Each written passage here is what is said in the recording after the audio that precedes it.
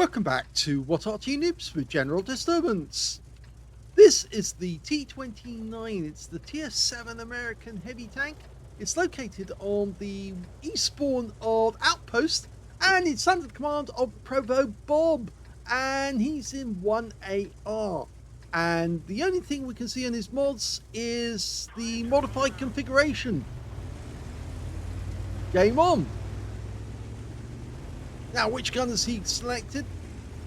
It's the 105 320 Alpha 198mm of pen with the standard shells. With the premium shells, it goes up to 245mm of pen. He's landed in a tier 7 game, so he should be dominant in this game. And he's getting a nice friendly push to get down to the town. He's not the only one that's getting a push, actually. CDT is as well. But this friendly A43 realizes that it's very important to get down there as quickly as you can, because the enemy's going to be doing the same and trying to stop any of your guys from dominating. CDT's going to take back up. We're taking point.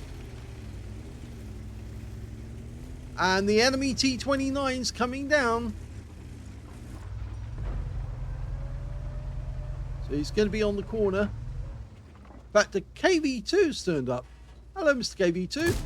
Yeah, our shells will have no trouble getting through the KV2's armor. It's basically a KV1 with a bigger gun. And in fact, actually, he has gone down, taken out by the heavy tank number 6. But the Tiger just hit us with an 88mm round and did considerable damage.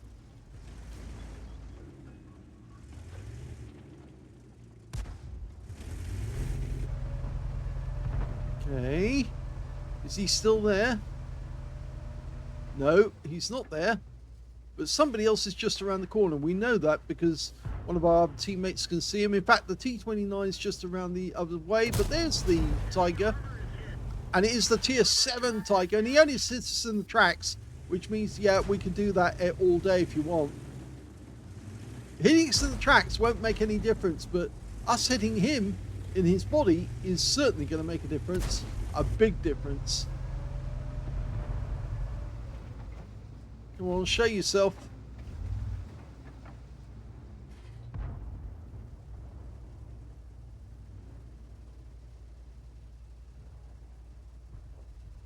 No, he doesn't want to come out. He doesn't want to play. He knows the game. He pulls out, we shoot him, he shoots us in the tracks. And the CDT on the enemy team's turned up, and thank you. Oh, what happened there? Did he hit the tracks? I suspect he hit the tracks, because that CDT should have been dead. He should have been back in the garage by now. But if we pull out now, he will get one free shot into our tracks. Okay, there you go. He didn't even take the shot. The Tiger one's still there though. And in fact, now he's trying to side scrape around. Well, in fact, he's not even side scraping. He's just trying to use the CDT wreck as cover. But it's not going to help him.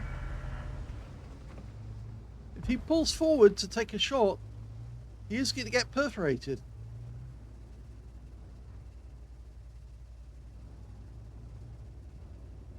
I say we could go out to the right. Oh, he's trying to push the CDT forward. Well, he knows that we've just fired.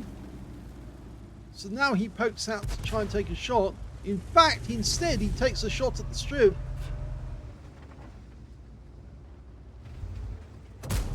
And that one goes through his cupola. In fact, we got a high roll on that one. He's still there. Or is he? No, it's the T29 who's now there. And yes, he does get a pen. But we fire one back and yes, he is hurt. And he's hurting the gun as well, would you believe it? Now he's trying to use the wreck for cover. Unfortunately, our shell doesn't hit the cupola, although he went for the weak spot. Now would be the time to push. The strip's just gone. They've just taken him out. But now that IS, yeah, he's vulnerable. And go again, because there's not much he can do. He's now one shot. You can kill him with one next round. So just poke. Although the T29 is waiting for it. But the IS is definitely a one-shot. And so's the other IS for that matter. In fact, our KV3 senses blood in the water. And he wants his piece of them as well. We're pulling out carefully. Yeah, took one.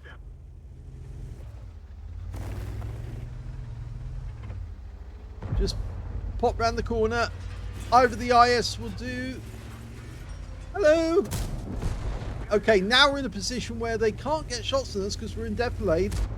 We're covered by the terrain above us.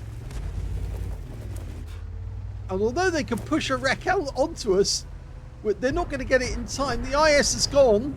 And now we're around the other side. We've got the Strip 74. Thank you very much. And he's out the game. And that's 3 kills now. And now the T29 is trapped.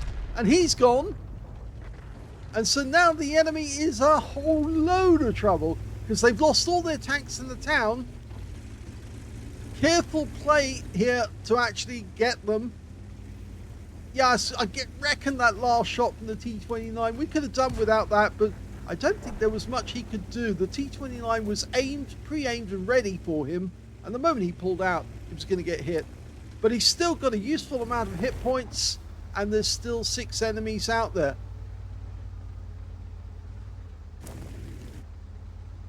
Okay, so remember, hold down position. We're very powerful. Those guys are on the other side of the castle. So we just keep going. There's nothing blocking us. There's nothing likely to shoot at us from here. He's trying to shoot at something a long way away. Oh, he's trying to hit that M4A3A8.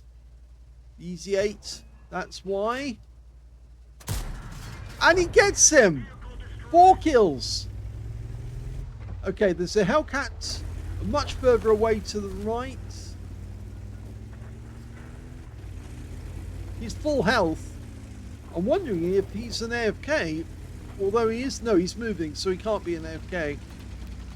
Just wondering why somebody in a Hellcat would have such loads of hit points this early on in the game. Well, the Challenger goes down, and that's 5 kills. If he can take out the Hellcat with his next 2 rounds, then obviously he's got a chance of getting a Top Gun. No, you're going to have to motor now because they're running away, and in fact he is the only one left on the enemy team, and everybody wants him. So it's a case of mine.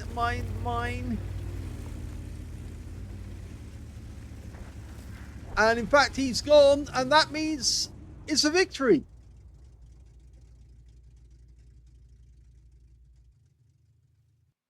Well, that was a very good second-class tanker for ProvoBob of 1AR in his T29. Second-class tanker. He also got a fighter badge for getting at least 4 kills. In fact, he got 5, which is 1 short of getting a Top Gun and 1/3 of the enemy team. He also got a fire for effect for doing more damage than the hit points for his own vehicle. And his win rate was 3,712, which is Super Unicum standard.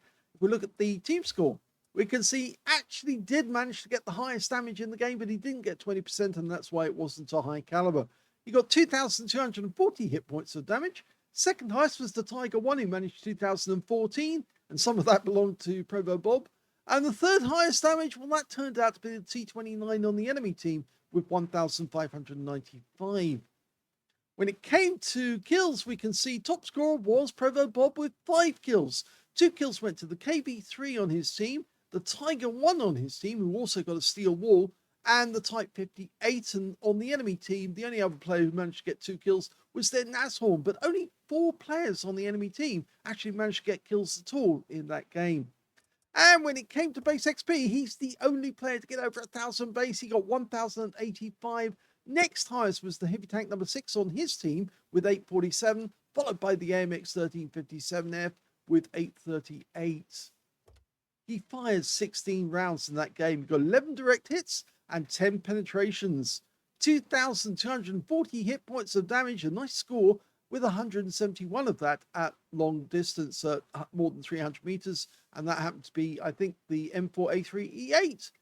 He also received 5 hits from the enemy, 3 penetrations, 2 non-penetrations, 430 hit points of damage blocked by armor, 9 enemy vehicles damaged, 5 killed, and he actually suffered a loss of 46,398 credits, mainly because he didn't get a mission completion bonus out of this one. It was before we had the recent celebrations. He got 35 bonds for a mission achievement out of that, and he also took away 12,209 experience points because he did get a mission completion there for 9,768. So all in all, that was a good battle and shows that, Bob is certainly knows how to handle a T29. I hope you enjoyed that replay. If you did, please give this video a like, and thank you for watching.